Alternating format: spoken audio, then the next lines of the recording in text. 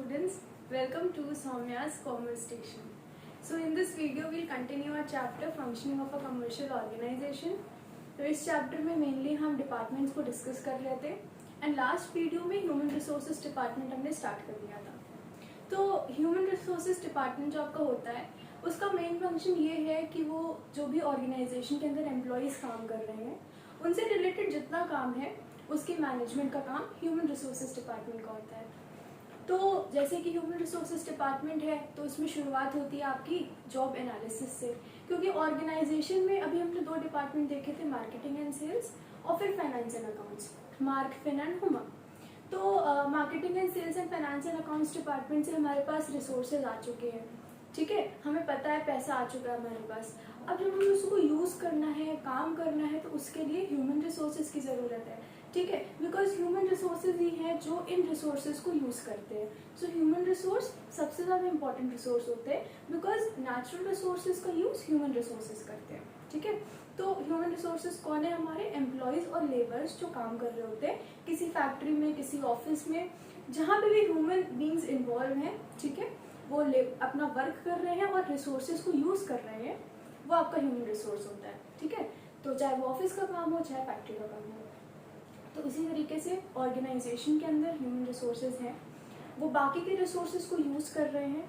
ठीक है, जिससे कि वो प्रोडक्ट बनाएंगे और उसके बाद जो मेन बिजनेस का काम होता है प्रोडक्शन होना, डिस्ट्रीब्यूशन होना. ठीक है, जिससे कि प्रॉफिट्स मिले. तो ये मेन काम जो बिजनेस का है ह्यूमन बींग्स करते हैं. Human beings are the employees और the labours who are working in the organisation. तो इसी के मैनेजमेंट का काम ह्यूमन रिसोर्सेज डिपार्टमेंट करता है.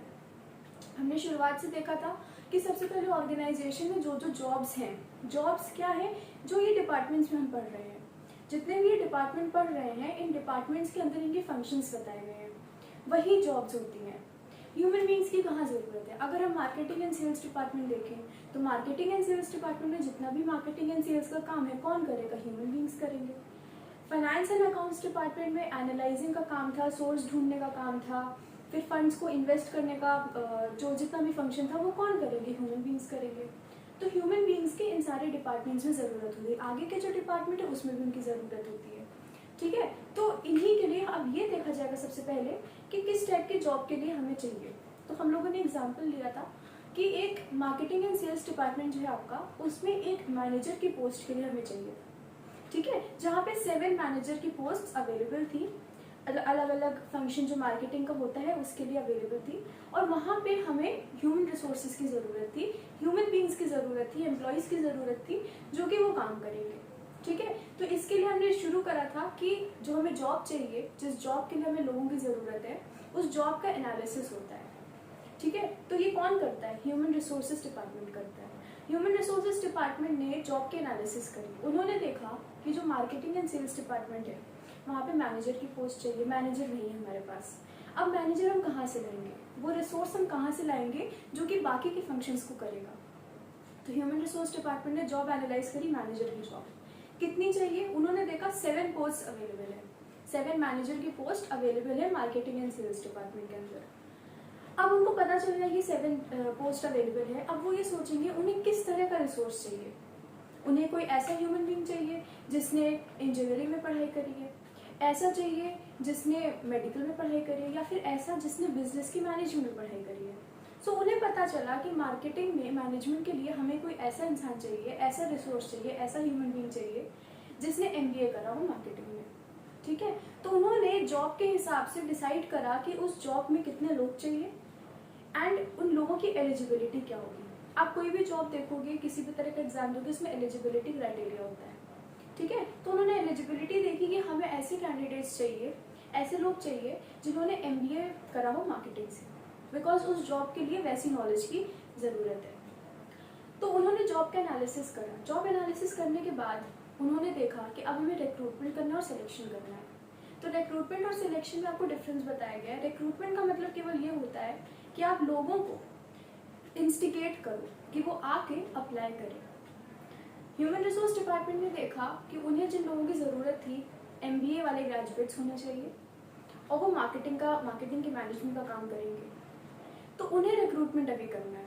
अभी उनका काम ये है कि वो सोर्स ढूंढें कहाँ पे वो मैनेजमेंट MBA ग्रेजुएट्स अवेलेबल हैं और फिर उन सबको इंस्टिगेट करें, इस जॉब की बेनिफिट्स बताकर, इस जॉब में सैलरी कितनी है बताकर, इनकी वर्किंग कंडीशन क्या होगी, ठीक है, इन सब चीज़ों से उनको इंस्टिगेट करें कि वो इस जॉब के लिए, इस पोस्ट के लिए, इस पर्टिकुलर ऑर्गेनाइजेशन में इस पोस्ट के लिए अप्लाई करें।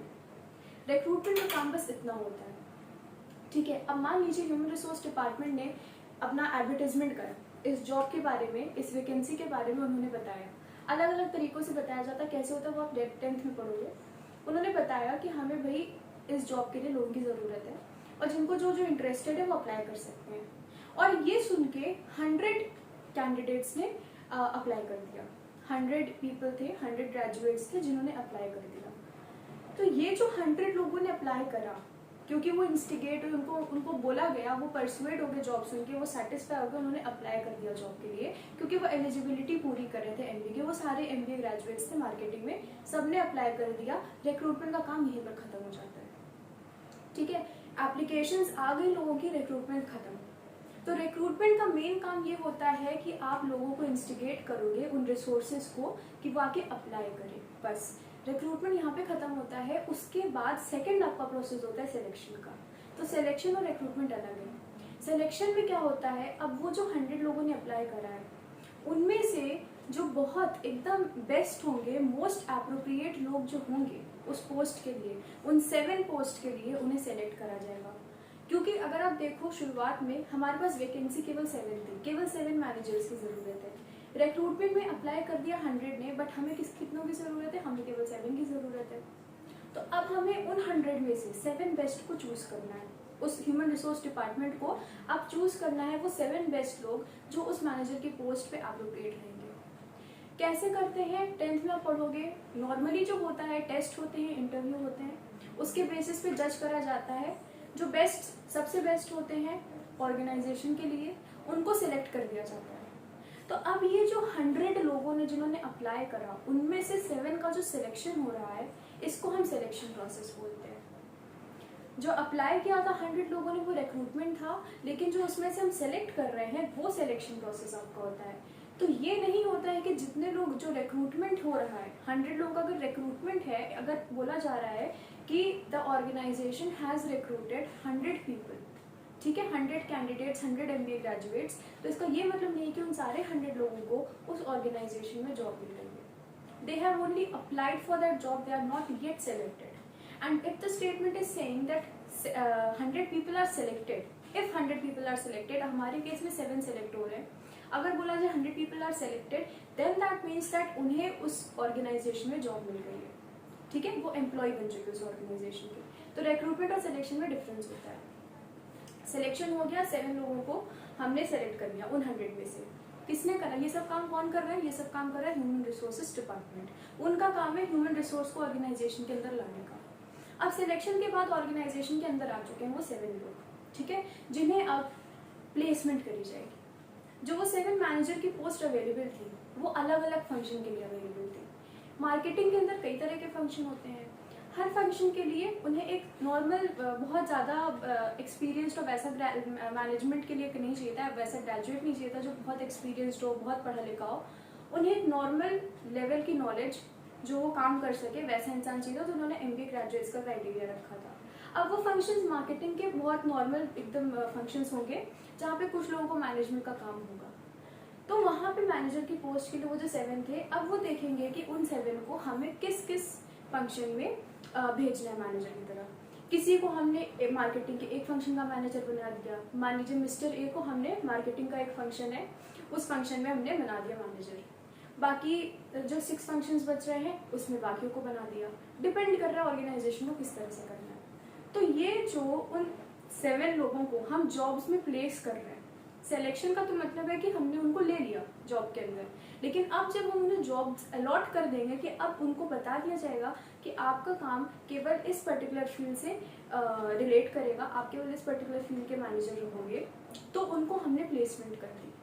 जब उन्हें हम जॉब्स प्रोवाइड कर देंगे उस ऑर्गेनाइजेशन के अंदर, उसे हम प्लेसमेंट कहते हैं। फॉर एग्जाम्पल, जब आपका स्कूल में एडमिशन होता है तो आपको क्लासेज अलॉट करी जाती है, किसी को सेक्शन ए, किसी को सेक्शन बी, किसी को सेक्शन सी मिलता है, ठीक है। तो उसी तरीके से अलग अलग सेक्शंस में, अलग अलग फंक्शंस में मैनेजर की पोस्ट सबको मिल जाएगी। तो this process is called placement. Placement के बाद क्या है, ओरिएंटेशन होता है। Now since these people are new in the organisation, ये ऑर्गेनाइजेशन में नए लोग हैं, सो उन्हें अब इस ऑर्गेनाइजेशन से फेमिलियर होना है, उन्हें जानना है इस ऑर्गेनाइजेशन का वर्किंग कंडीशन क्या है, इस ऑर्गेनाइजेशन में अलग अलग जगह क्या क्या चीज़ें हमें मिलती हैं, क्या क्या फैसिलिटीज़ अवेलेबल हैं, ठीक है। उस पूरे एनवायरनमेंट से एक तरीके से जानना, इंट्रोड्यूस होना, उसे हम ओरिएंटेशन कहते हैं। आप स्कूल में आते हो, अगर नया एडमिशन है तो जो पहले से स्कूल में बच्चे हैं आप उनके साथ स्कूल का टूर करने जाते हो, होता है, सब जाते हैं। आप देखते हो कहाँ पे लाइब्रेरी है, कहाँ पे बाकी चीज़ें, कहाँ प्लेग्राउंड है, कहाँ पे बास्केटबॉल कोर्ट है, कहाँ पे और क्लासेस हैं, कहाँ पे लैब्स हैं, साइंस लैब्स, अगर आप जिस भी फील्ड से बिलोंग करते हो। तो उस तरीके से ये जो आप इन्वायरमेंट पूरे उस एरिया का टूर कर रहे हो, उस एरिया से जान रहे हो उसको, ठीक है, वहाँ की वर्किंग कंडीशन जान रहे हो, कैसे वहाँ पे लोग हैं उनको जान रहे हो, तो इसको हम ओरिएंटेशन कहते हैं। तो ये ओरिएंटेशन का काम भी कौन करवाता है, ह्यूमन रिसोर्सेज डिपार्टमेंट। तो ये पूरा प्रोसेस चला आ रहा है, ठीक है। ओरिएंटेशन हो गई, जॉब से फेमिलियर हो गए। अब इसके बाद हमारा आता है ट्रेनिंग एंड एग्जीक्यूटिव डेवलपमेंट। कई ऐसी जॉब होती हैं जहाँ पे जब एम्प्लॉयज़ को वो ऑर्गेनाइजेशन सेलेक्ट करती, रिक्रूटमेंट करती है, फिर सिलेक्शन करती है, फिर उनका प्लेसमेंट कर देती है, उनका ओरिएंटेशन कर देती है, उसके बाद वो उन्हें सिखाती है कि उस ऑर्गेनाइजेशन में काम कैसे करना है, जो कि जनरली हम ट्रेनिंग के नाम से जानते हैं। 6 मंथ्स की या 1 ईयर की ट्रेनिंग होती है, डिपेंड कर रहा है। कई ऑर्गेनाइजेशन में 2 ईयर्स की ट्रेनिंग होती है, कई ऑर्गेनाइजेशन में 3 मंथ्स में ट्रेनिंग कंप्लीट हो जाती है। तो ट्रेनिंग करवाई जाती है उन लोगों की, उन एम्प्लॉयज़ की जो नए नए आए हैं, ताकि वो जान जाएं, वो समझ जाएं किस तरीके से हमें काम करना है। तो ट्रेनिंग वाला प्रोसेस इसके बाद ह्यूमन रिसोर्स डिपार्टमेंट को ही करना पड़ता है, बिकॉज फर्स्ट डे से आगे तो कोई नहीं समझ जाएगा उन्हें किस तरीके से काम करना है, ठीक है। तो ट्रेनिंग करवाई जाती है, तो ये काम भी किसका, ह्यूमन रिसोर्सेज डिपार्टमेंट का। ट्रेनिंग के बाद हमने देखा था परफॉर्मेंस अप्रेजल। अब जैसे कि आपके स्कूल में होता है, जब आपकी क्लासेस होती हैं, फिर आप टेस्ट होते हैं, आपके टेस्ट में अगर आपके अच्छे नंबर आते हैं तो आपको प्रेज करा जाता है। आपको उसमें जब बहुत अच्छा होता है तो कई बार स्कूल से अवार्ड्स मिलते हैं, प्राइज मिलते हैं, ठीक है। तो ये क्या है, परफॉर्मेंस को प्रेज करना।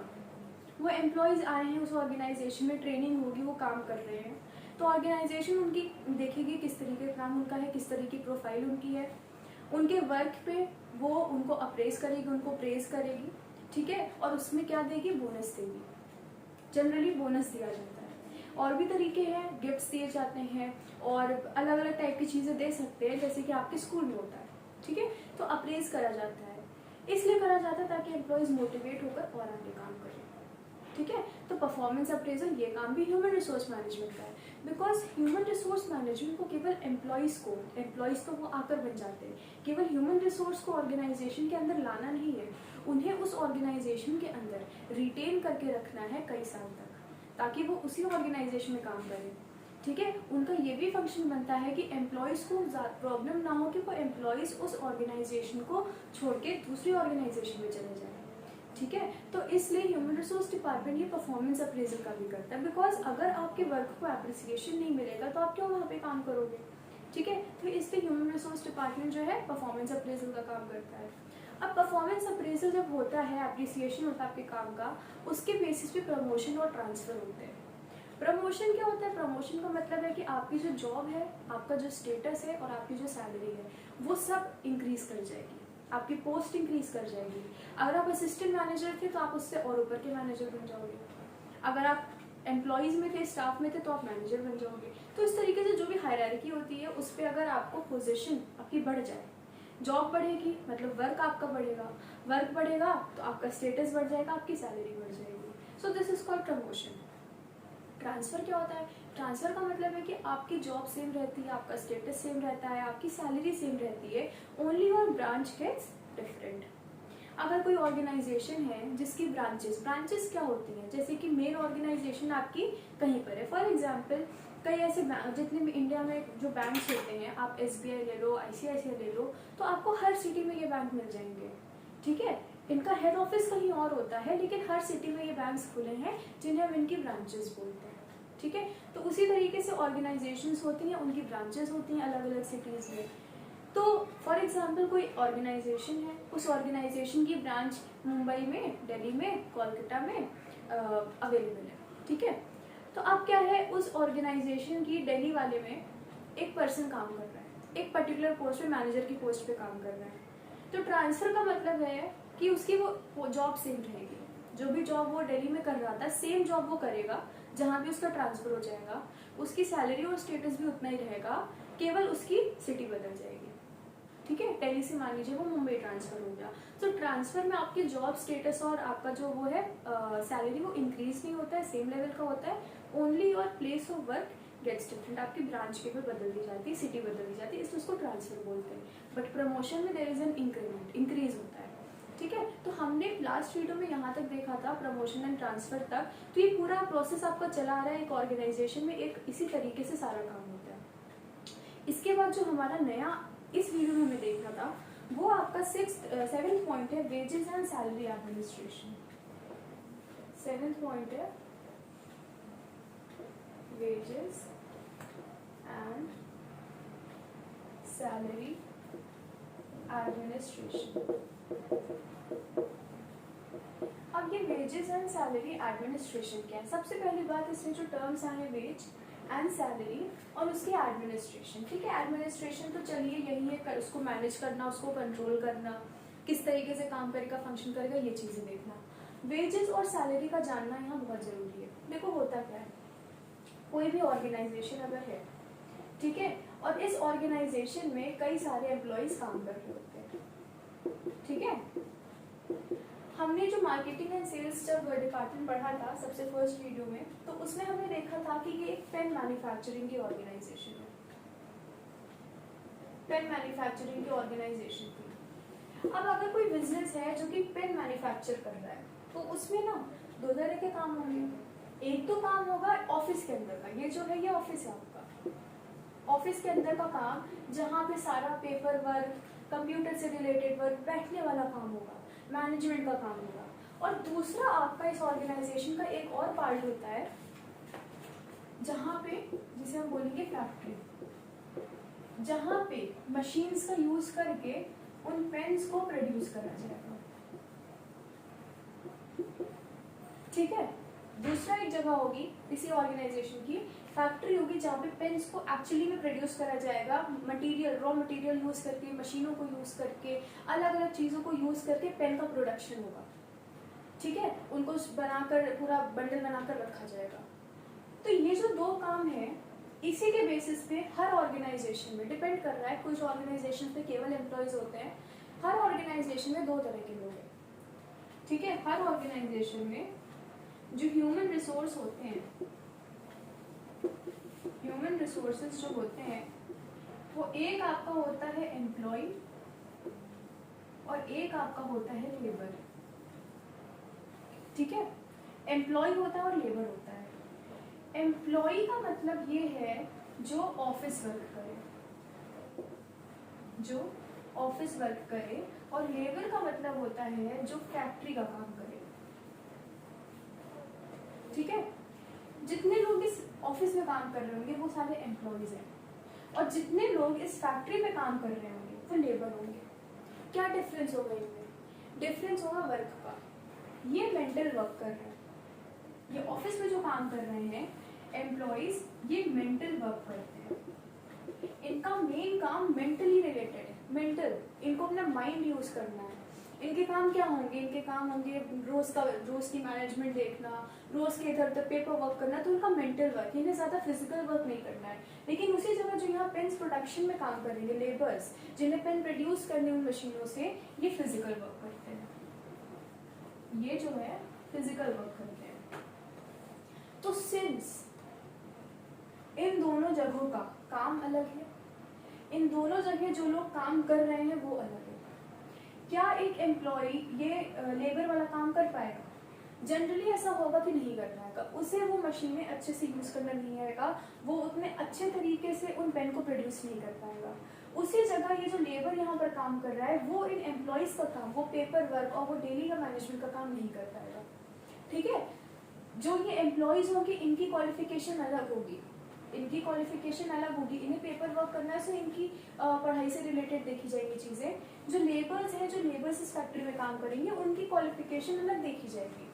ठीक है, उनमें ये देखा जाएगा कि क्या वो लेबर मशीन यूज कर सकता है या नहीं। इस पर्टिकुलर ऑर्गेनाइजेशन की बात हो रही है। तो सिंस जो यहाँ पे ह्यूमन रिसोर्सेज हम लगा रहे हैं, उनका काम अलग है, वो एक दूसरे का काम नहीं कर सकते हैं, तो उसी तरीके से उनकी जब सैलरी दी जाती है, या सबसे जनरल टर्म जब उन्हें हम इनकम देते हैं, जब उन्हें हम इनकम देते हैं तो वो भी दो तरीके में होनी चाहिए। वही दोनों तरीके हैं वेज और सैलरी। जनरली जो ये एम्प्लॉइज ऑफिस वर्क कर रहे होते हैं इन्हें हम सैलरी देते हैं। क्या देते हैं? सैलरी। और जो लेबर्स फिजिकल वर्क करते हैं इन्हें हम वेजेस देते हैं। ठीक है? जो मेंटल वर्क करते हैं, एम्प्लॉइज होते हैं, ऑफिस वर्क करते हैं, उन्हें सैलरी दी जाती है, और जो लेबर्स होते हैं, जो फिजिकल वर्क करते हैं, उन्हें वेजेस दिए जाते हैं। तो वेज एंड सैलरी का यही मतलब है। आप ऐसा नहीं बोल सकते कि अगर कोई इंसान ऑफिस में काम कर रहा है तो आप उसको नहीं बोल सकते हो कि उन्हें वेज मिली। You will say that that person has got his salary. आप यही टर्म यूज करते हो। आपके पेरेंट्स होंगे, काम करते हैं, आपके स्कूल में टीचर्स हैं, उन्हें क्या मिलती है? उन्हें सैलरी मिलती है। लेकिन उसी जगह जो जिस ऑर्गेनाइजेशन में आपके पेरेंट्स काम करते हैं वहाँ पे जो वॉचमैन होगा, ठीक है, या फिर जो बाकी के लोग होंगे, जो फैक्ट्री अगर होगी कोई पर्टिकुलर, वहाँ पे जो लोग काम करते हैं तो उन्हें क्या मिलेगा? उन्हें वेज मिलेगा। वो फिजिकल वर्क कर रहे हैं तो उनको वेज मिलेगा। तो वेज और सैलरी में यही डिफरेंस होता है। एक और चीज, सैलरी हमें पता है कब मिलती है? सैलरी में मिलती है पर मंथ। सैलरी जो है हर मंथ मिलती है, और वेजेस जो होते हैं वो डेली मिलते हैं। डेली लेबर जितना काम करता है उस हिसाब से उन्हें वेज दिया जाता है। और जो एम्प्लॉयज होते हैं, जो मेंटल वर्क करते हैं, जिन्हें सैलरी मिलनी होती है, तो सैलरी रोज नहीं देते, सैलरी मंथ के एंड में दी जाती है, एंड वेजेस जो है रोज दिए जाते हैं। तो वेज एंड सैलरी एडमिनिस्ट्रेशन, तो ह्यूमन रिसोर्स डिपार्टमेंट को अब ये देखना है कि ये जो वेजेस एंड सैलरी उनको देनी है, अपने ऑर्गेनाइजेशन में उन्होंने जो जो ह्यूमन रिसोर्सेज लगाए हैं उन सब को किस तरीके से ये वेज और सैलरी का सिस्टम हमें बनाना है। कितनी वेजेस, कितनी सैलरी, किस टाइम पे, क्या कुछ एक्स्ट्रा बोनस देना है, ये सारी चीज़ें का देखने का जो काम है वो भी इस डिपार्टमेंट का होता है। बिकॉज ये मेन चीज़ है, ऑर्गेनाइजेशन में ह्यूमन रिसोर्सेज आ रहे हैं, उनका मेन एम होता है मनी, इनकम अर्न करना, पैसे अर्न करना। इकोनॉमिक एक्टिविटी सब पैसे के लिए काम कर रहे हैं। ठीक है? तो वेज एंड सैलरी एडमिनिस्ट्रेशन बहुत इंपॉर्टेंट है। अगर एम्प्लॉय जो है वो खुश नहीं होगा सैलरी स्ट्रक्चर से, और उसको कोई बेटर जगह अगर अच्छी सैलरी मिल जाएगी तो वो ऑर्गेनाइजेशन छोड़ देगा। ऑर्गेनाइजेशन लीव करने से क्या होगा? ऑर्गेनाइजेशन की एफिशिएंसी कम हो जाएगी। ठीक है? तो वेजेस एंड सैलरी एडमिनिस्ट्रेशन बहुत इंपॉर्टेंट होता है। तो यही बताया गया है कि एक sound wage and salary system बनाना चाहिए। ठीक है? ह्यूमन रिसोर्स डिपार्टमेंट का ये काम होता है। और इससे क्या होता है? इक्विटेबल फेयर वेज पॉलिसी, सबको फेयर वेजेस मिलने चाहिए जॉब के हिसाब से। उनकी जॉब को इवेल्युएट करो कि, और उस हिसाब से डिसाइड करते हैं ह्यूमन रिसोर्स डिपार्टमेंट कि किसे हमें कितनी सैलरी या कितना वेजेस देना है। तो ये भी एक बहुत, ये किसका फंक्शन है? ह्यूमन रिसोर्सेज डिपार्टमेंट का। मार्केटिंग डिपार्टमेंट नहीं डिसाइड करेगा, ये हर डिपार्टमेंट का अलग फंक्शन है। या फाइनेंस डिपार्टमेंट आगे नहीं डिसाइड करेगा कि हमें कितनी सैलरी वेज देना है। आप कंफ्यूज हो सकता है, आपको लगेगा कि फाइनेंस का काम फाइनेंस एंड अकाउंट्स डिपार्टमेंट का है, लेकिन यहाँ फाइनेंस से रिलेटेड काम नहीं है, यहाँ पे ह्यूमन रिसोर्सेज से रिलेटेड काम है। यहाँ पे हमें सैलरी देनी है और वहाँ पे ह्यूमन बींग आ रहा है, तो ह्यूमन बींग्स जहाँ आएंगे वहाँ का काम ह्यूमन रिसोर्सेज डिपार्टमेंट देखेगा। ठीक है? तो ये हमारा हो गया। अब इसके बाद आता है, इसके बाद हमारा आएगा एम्प्लॉय बेनिफिट स्कीम्स। जितना भी एम्प्लॉयज से रिलेटेड काम होता है ये सारा काम ह्यूमन रिसोर्सेज डिपार्टमेंट को ही देखना होता है। तो अब जैसे कि अभी तक आपने देखा है कि परफॉर्मेंस अप्रेजल होती है जिसमें बोनस मिलते हैं, फिर वेज एंड सैलरी एडमिनिस्ट्रेशन। अब एक और एम्प्लॉयज को बेनिफिट करने के लिए दिया जा रहा है जिन्हें हम बोलते हैं employee benefits and services.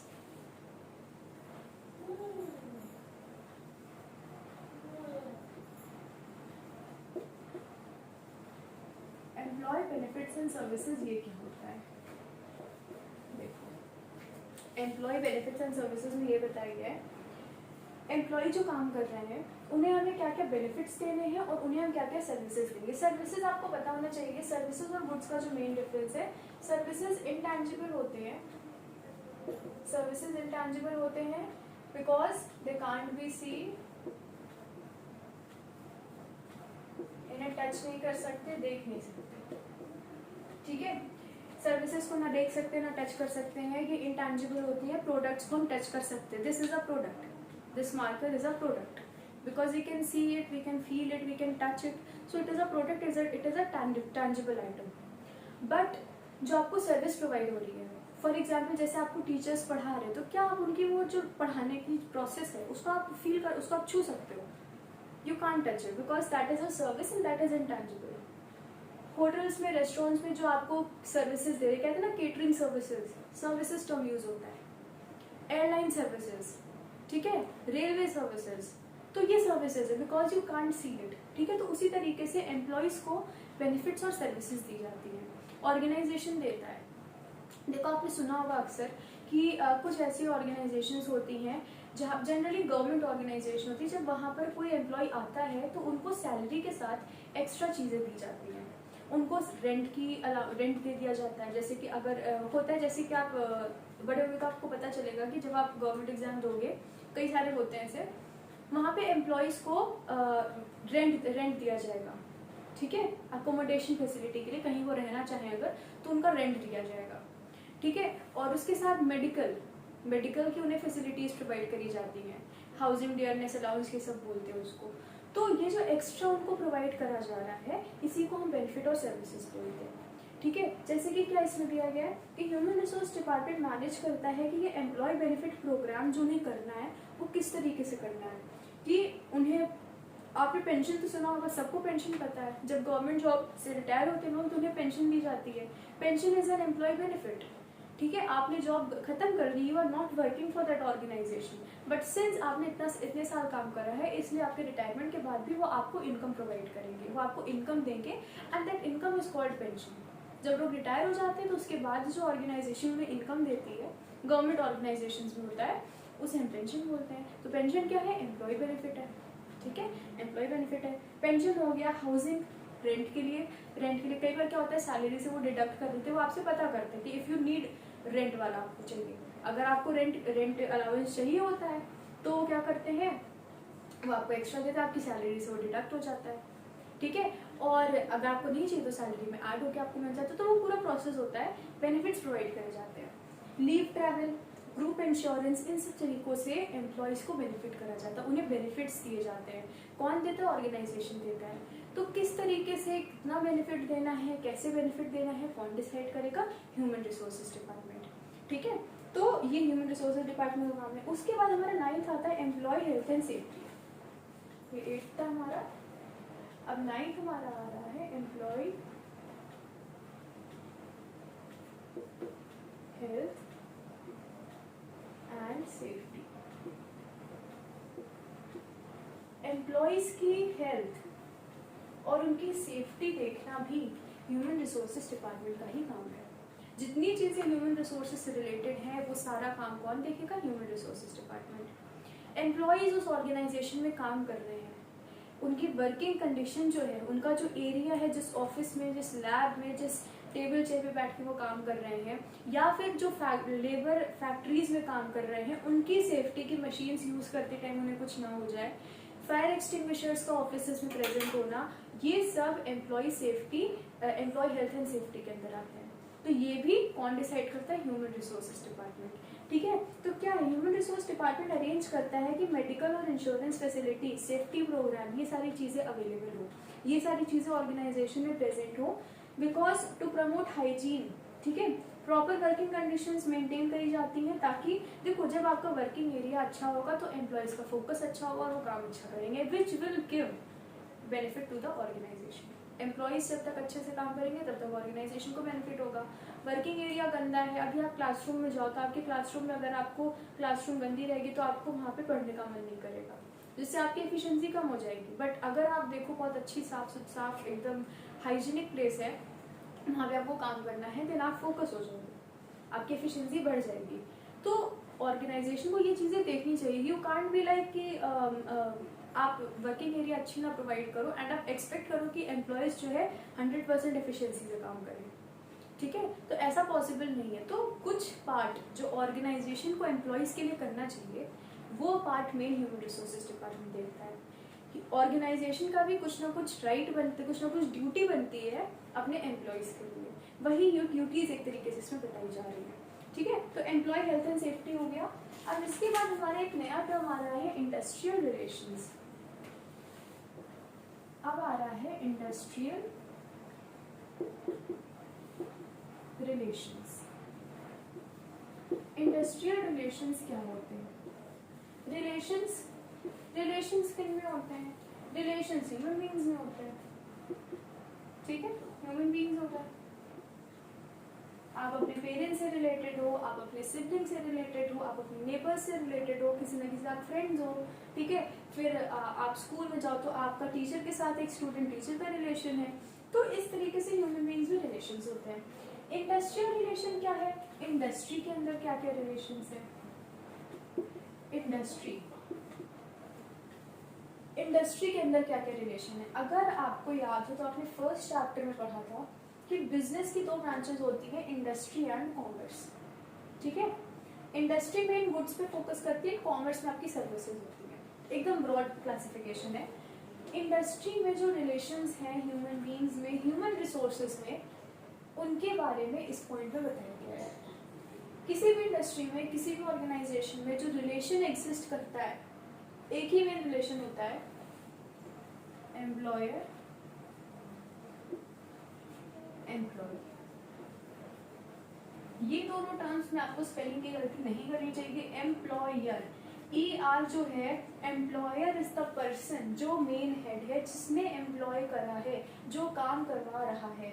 Employ is the person who is working for this particular person, ठीक है। एम्प्लॉयर के लिए जो काम कर रहा है वो एम्प्लॉय, और जो काम करवाता है वो एम्प्लॉय होता है, ठीक है। तो एम्प्लॉयर और एम्प्लॉय वाला जो रिलेशन है, इसी की बात हो रही है इंडस्ट्रियल रिलेशंस में। अब देखो, ह्यूमन रिसोर्सेज डिपार्टमेंट किससे ट्रीट कर रहा है, किनको ट्रीट कर रहा है? ह्यूमन बीइंग्स को, ठीक है। ह्यूमन बीइंग से रिलेटेड काम कर रहा है। ह्यूमन बीइंग्स का नेचर कैसा होता है? डायनेमिक होता है। Human beings are dynamic. Dynamic का मतलब है कि ये बहुत जल्दी, इनकी साइकोलॉजी हमें समझनी पड़ती है। अगर आप एक प्रोडक्ट को देखो, ठीक है, हम एक नॉन लिविंग थिंग की बात कर रहे हैं, एक प्रोडक्ट को देखो, एक आपके पास वाटर बॉटल अगर है, तो क्या अगर आप वाटर बॉटल को फेंक दोगे, उसको आप तोड़ दोगे, उसको आप कहीं भी कुछ भी कर दोगे, तो क्या वाटर बॉटल ऑफेंड हो जाएगी, या आपसे गुस्सा हो जाएगी, या फिर आपको पानी नहीं देगी? ऐसा तो नहीं होगा, बिकॉज वो नॉन लिविंग थिंग है, उसका कुछ, उसकी थिंकिंग नहीं है, वो नहीं कुछ रिएक्ट करेगी। लेकिन अगर आप एक इंसान के पास जाओ, आप मिस्टर ए के पास जाओ और आप बिना बोले उनको थप्पड़ मार दो, तो क्या होगा? वो आपको एक बात देंगे, फिर झगड़ा शुरू हो जाएगा, बिकॉज वो ह्यूमन बीइंग है, ठीक है। वो ऑफेंड होंगे, उनकी थिंकिंग है, ठीक है, उनके पास इमेजिनेशन पावर है। ह्यूमन बीइंग्स को आप ऑब्जेक्ट्स की तरह ट्रीट नहीं कर सकते।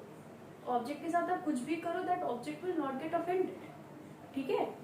वो आपको, जो आप मशीन है, आप मशीन को मारो पीटो तो क्या मशीन आपका काम करना बंद कर देगी? ऐसा तो नहीं होगा। लेकिन अगर आप ह्यूमन बीइंग्स, आपके साथ जो काम कर रहे हैं, आपके भाई बहन होते हैं, आप अपने भाई बहन को देख लो, आपने अगर कुछ जो है गलत, क्या कहते हैं, झगड़ा कर लिया, तो फिर आपकी बात नहीं सुनेंगे, काम करना बंद कर देंगे, ठीक है। छोटे भाई बहन से तो सब काम करवाते हैं। तो उसी तरीके से इंडस्ट्री में भी एम्प्लॉयर और एम्प्लॉय होते हैं। एम्प्लॉयर काम करवाता है, एम्प्लॉय काम करते हैं, तो उनके बीच में अच्छे रिलेशंस मेंटेन होने चाहिए। जब अच्छे रिलेशंस मेंटेन होंगे तभी एम्प्लॉयज काम करेंगे। तो इसलिए क्या है, एम्प्लॉयर और एम्प्लॉय के बीच में अगर कोई झगड़ा हो रहा है, कोई भी कॉन्फ्लिक्ट हो रहा है, किसी भी टाइप का डिस्प्यूट हो रहा है, तो वो सॉल्व करेगा human resources department. Human resources department को ये देखना है कि उस ऑर्गेनाइजेशन के अंदर जितने भी ह्यूमन बीइंग्स हैं, जितने भी ह्यूमन बीइंग्स काम कर रहे हैं, उन सब के बीच जो जो रिलेशंस हैं वो बहुत अच्छे तरीके से रहें, स्मूथली सबका रहे, किसी के बीच में कुछ ऐसा ना हो, कोई झगड़ा ना हो, कोई डिस्प्यूट ना हो, जिससे कि फिर ऑर्गेनाइजेशन को लॉस हो। अगर एम्प्लॉयर एम्प्लॉय के बीच कॉन्फ्लिक्ट हो जाता है और एम्प्लॉयज, देखो क्या होता है, जनरली एम्प्लॉय स्ट्राइक पे बैठ जाते हैं। आपने सुना होगा, कई बार टीवीज पे आता है कि एक पर्टिकुलर ऑर्गेनाइजेशन है, वहाँ के एम्प्लॉय स्ट्राइक पे बैठ के, रोड पे बैठ के वो काम नहीं कर रहे हैं। तो सोचो उस ऑर्गेनाइजेशन को जब तक वो एम्प्लॉयज काम नहीं कर रहे हैं तो कितना लॉस हो जाता होगा। और ये क्यों हो रहा है? Because of not good relations between the employer and the employee. उनको एम्प्लॉयर से कोई दिक्कत है, एम्प्लॉयर को एम्प्लॉय से कोई दिक्कत है, जिससे कि ये सब चीज़ें होने लगती है, और इसका जो इफेक्ट होता है वो ऑर्गेनाइजेशन पे पड़ता है। तो ये सब चीज़ें ना हो, इसलिए ह्यूमन रिसोर्सेज डिपार्टमेंट को देखना है, क्योंकि इंडस्ट्रियल रिलेशंस जो है, इंडस्ट्री में जो ह्यूमन रिसोर्सेज काम कर रहे हैं उनके बीच के जो रिलेशंस हैं, जिसमें मेनली एम्प्लॉयर और एम्प्लॉय का रिलेशन होता है, वो बहुत अच्छे तरीके से रहे, वो ठीक रहे। कोई कॉन्फ्लिक्ट, कोई डिस्प्यूट हो तो उसको रिजॉल्व कर लिया जाए, ठीक है, उसको रिजॉल्व कर लिया जाए, जिससे कि ऑर्गेनाइजेशन पे कोई इफेक्ट, बैड इफेक्ट ना पड़े, ऑर्गेनाइजेशन को लॉस ना हो, ठीक है। तो यही बताया गया इसमें कि टू मेंटेन इंडस्ट्रियल पीस, शांति बनी रहे, ठीक है, there must be harmony and good relation employer और एम्प्लॉय के बीच में होने चाहिए, ठीक है। एडवाइस करते, जो ये डिपार्टमेंट है, इसी डिपार्टमेंट का काम है कि वो एडवाइस करे, असिस्ट करे हर डिपार्टमेंट को, क्योंकि ह्यूमन रिसोर्स तो हर डिपार्टमेंट में ह्यूमन रिसोर्सेज ही काम कर रहे हैं, हर डिपार्टमेंट का काम बन के ऑर्गेनाइजेशन का काम बन रहा है। तो जितने भी डिपार्टमेंट्स हैं उन सब में जितने ह्यूमन रिसोर्सेज हैं, सब में हर डिपार्टमेंट का मैनेजर है, एम्प्लॉयज़ हैं, उनके स्टाफ है, तो उन्हें ये ह्यूमन रिसोर्स डिपार्टमेंट को ये देखना है, उन्हें एडवाइस करना है कि आप अपने अपने जो भी एम्प्लॉयज़ काम कर रहे हैं उन्हें एम्प्लॉयर्स को एडवाइस करना है कि आप जो भी एम्प्लॉयज़ आपके अंडर काम कर रहे हैं उनसे आपके रिलेशंस अच्छे मेंटेन हो, and if there is any dispute then they should come और डिपार्टमेंट उसको रिजॉल्व करेगा, ठीक है, उसको सही कर देगा। कॉन्फ्लिक्ट जो हो रहे हैं मैनेजमेंट और वर्कर्स में, उनको आर्बिट्रेशन, कंसिलिएशन, अभी कुछ वर्ड्स आ रहे हैं, आर्बिट्रेशन, कंसिलिएशन, इसको बस आप ये समझ लो कि जो झगड़े को सुलझाना, क्या होते हैं ये टर्म्स, ये आप डिटेल में पढ़ोगे, बड़ी क्लासेस में पढ़ोगे, ये सब बहुत अच्छा पूरा तरीका होता है कि ऑर्गेनाइजेशन में झगड़ों को कैसे में रिजॉल्व करना है। अभी जानने की जरूरत नहीं, अभी आप बस नॉर्मल देखो कि ये सिस्टम एक बनाया जाता है ताकि जल्दी से जल्दी एम्प्लॉयज़ के ग्रीवेंसेस को हम देख लें। जनरली यही होता है, जो एम्प्लॉय होते हैं, जो काम कर रहे होते हैं, उन्हें एम्प्लॉयर से शिकायत होती है, कई बार एम्प्लॉयर्स को भी एम्प्लॉय से शिकायत होती है, तो बस उन्हीं को चीज़ों को ठीक करना होता है, और इसी को हम इंडस्ट्रियल रिलेशंस कहते हैं। किसका काम है ये? ह्यूमन रिसोर्स डिपार्टमेंट का, ठीक है। तो ये हमारा हो गया। इसके बाद 11th आता है रिकॉर्ड्स एंड रिसर्च। 11th हमारा आ रहा है रिकॉर्ड्स एंड रिसर्च। अब ये रिकॉर्ड्स एंड रिसर्च क्या होता है? आप सब लोग स्कूल तो जाते ही हो, अभी कोई नहीं जा रहा है, अभी तो कोरोना है, सब बंद है, तो जितने भी आप सब स्कूल जाते हो तो स्कूल में अटेंडेंस होता है, अटेंडेंस रजिस्टर में सबके रिकॉर्ड होते हैं कितने बच्चे प्रेजेंट है। सिमिलरली ऑर्गेनाइजेशन होता है, हर ऑर्गेनाइजेशन के अंदर भी रिकॉर्ड मेंटेन होता है, जितने भी एम्प्लॉयज़ काम कर रहे होते हैं, जितने भी लोग काम कर रहे होते हैं, उन सबका रिकॉर्ड बना होता है, ठीक है। तो वही कह रहे हैं कि ह्यूमन रिसोर्सेज डिपार्टमेंट को ये रिकॉर्ड बनाना होता है, अटेंडेंस रिकॉर्ड जिसे हम बोलते हैं, एम्प्लॉयज़ का ये अटेंडेंस रिकॉर्ड बनाना होता है, और उन्हें जो है रिसर्च भी करनी चाहिए कि वो देखो डिपार्टमेंट, हर डिपार्टमेंट में ना एक रिसर्च एंड डेवलपमेंट डिपार्टमेंट होता है, जिसको हम R&D डिपार्टमेंट बोलते हैं। R&D का क्या मतलब होता है? हर ऑर्गेनाइजेशन में होता है जिनका काम होता है रिसर्च करना, ठीक है, अलग अलग चीज़ों में रिसर्च करना, जिसके बेसिस पे पॉलिसी वॉलिसी सब बनती है। तो ह्यूमन रिसोर्स डिपार्टमेंट को भी रिसर्च करनी चाहिए कि वो किस तरीके से यही एम्प्लॉयज़ के उन्हें वो अपने अपने फंक्शंस को और किस तरीके से इम्प्रूव कर सकते हैं। ह्यूमन रिसोर्स डिपार्टमेंट के जितने भी फंक्शंस हमने अभी देखे हैं, इन सबको इम्प्रूव तभी वो कर पाएंगे जब उन्हें नॉलेज होगी। नॉलेज कहाँ से मिलेगी? रिसर्च से मिलेगी।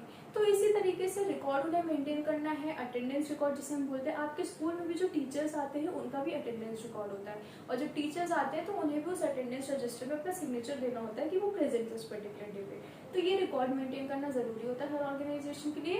तो कौन ये सब देखेगा काम? ह्यूमन रिसोर्सेज डिपार्टमेंट, ठीक है। मेन फंक्शन क्या था, मेन एम क्या था इस चैप्टर का? यही देखना कि एक ऑर्गेनाइजेशन में इतने सारे काम होते हैं और उन सारे कामों को हम सिस्टमैटिकली कैसे कर सकते हैं डिपार्टमेंट्स बनाकर। तो वही हम इसमें पढ़ रहे हैं कि हर एक डिपार्टमेंट जो बनाया गया है उसमें कितने कितने तरह के काम होते हैं, और इससे आप जब एंड में सारे डिपार्टमेंट्स देख लोगे तो आपको पता चल जाएगा कि एक ऑर्गेनाइजेशन में कितने सारे काम होते हैं और कितना कॉम्प्लेक्स स्ट्रक्चर होता है। केवल अभी हमने 3 डिपार्टमेंट्स देखे, मार्केटिंग वाला, फाइनेंस वाला एंड ह्यूमन रिसोर्सेज, एंड कितने सारे फंक्शंस हो चुके हैं, एंड अभी और 3 डिपार्टमेंट्स बचे हुए हैं, ठीक है, जो अभी हम नेक्स्ट वीडियोस में देखेंगे। तो इन डिपार्टमेंट्स का मेन काम यही है कि ग्रुप कर देना, सेम काम को ग्रुप कर देना। मार्केटिंग एंड सेल्स डिपार्टमेंट पूरा डिपार्टमेंट था, उसके अंदर कई सारे फंक्शंस थे, बट सबका मेन गोल क्या था? Marketing. Finance and accounts department बनाया गया, उसके अंदर भी कई तरीके के फंक्शंस है, पूरा प्रोसीजर वे अच्छे तरीके से होता है, लेकिन मेन एम क्या है? कंपनी के लिए फाइनेंस करना। ह्यूमन रिसोर्सेज डिपार्टमेंट, इसका भी कई सारे फंक्शंस है, रिक्रूटमेंट करो, सिलेक्शन करो, प्लेसमेंट करो, सब करो। मेन एम क्या है? ऑर्गेनाइजेशन के एम्प्लॉयज। तो इस तरीके से आगे के भी जो डिपार्टमेंट्स हैं उनका भी एक मेन एम है, मेन गोल है, और उसी को करने के लिए कई सारे फंक्शंस उन्हें करने पड़ते हैं। तो बहुत इंटरेस्टिंग है। ह्यूमन रिसोर्सेज डिपार्टमेंट भी यहाँ पे खत्म हो रहा है। ये कुछ पॉइंट्स बचे थे जो लास्ट वीडियो में कवर नहीं हो पाए थे, ये वाले अब हो गए हैं। तो आपका ह्यूमन रिसोर्सेज डिपार्टमेंट में खत्म हो चुका है। अगर आपको याद हो तो जो फर्स्ट वीडियो थी उसमें बताया गया था कि इन डिपार्टमेंट्स को, 6 डिपार्टमेंट्स, इनको याद करने के लिए नेवेनिक बनाई गई, एक सेंटेंस बनाया गया है, Mark, Fin and Huma are proper group admins. ठीक है, Mark, Fin and Huma are proper group admins. Mark, Fin and Huma हमने कर लिया है। मार्क से marketing and sales department, Fin से finance and accounts department, Huma से ह्यूमन रिसोर्सेज डिपार्टमेंट। आगे जो बचा है प्रॉपर ग्रुप एडमिन, वो हम लोग आगे की वीडियो में देखेंगे। 3 डिपार्टमेंट और बचे हैं, और उसके बाद हमें इन डिपार्टमेंट्स की इंटर रिलेशनशिप पढ़नी है। बिकॉज ये सारे डिपार्टमेंट अब जब मिल के काम करेंगे तो ऑर्गेनाइजेशन का मेन वर्क होगा और ऑर्गेनाइजेशन का गोल पूरा होगा। हर डिपार्टमेंट का एक एक अपना अपना गोल है, जब सारे डिपार्टमेंट्स मिलकर काम करेंगे तो ऑर्गेनाइजेशन का गोल पूरा होगा। तो कॉमर्स में यही तो पढ़ना है। हम क्या पढ़ रहे हैं? Functioning of a commercial organisation. एक कमर्शियल ऑर्गेनाइजेशन के फंक्शंस क्या हैं, हम वही फंक्शंस देख रहे हैं। ठीक है, तो इस तरीके से होता है। ये वीडियो यहीं पे खत्म होती है। ह्यूमन रिसोर्सेज डिपार्टमेंट खत्म हो रहा है। नेक्स्ट जो डिपार्टमेंट है हमारा, वो हम नेक्स्ट वीडियो में करेंगे। वो आपका है प्रोडक्शन और वर्क्स डिपार्टमेंट। देखते हैं उसमें क्या होता है, वो बहुत अच्छा डिपार्टमेंट है। और फिर आपका ये खत्म हो जाएगा। And till then revise this and take care of yourself and bye.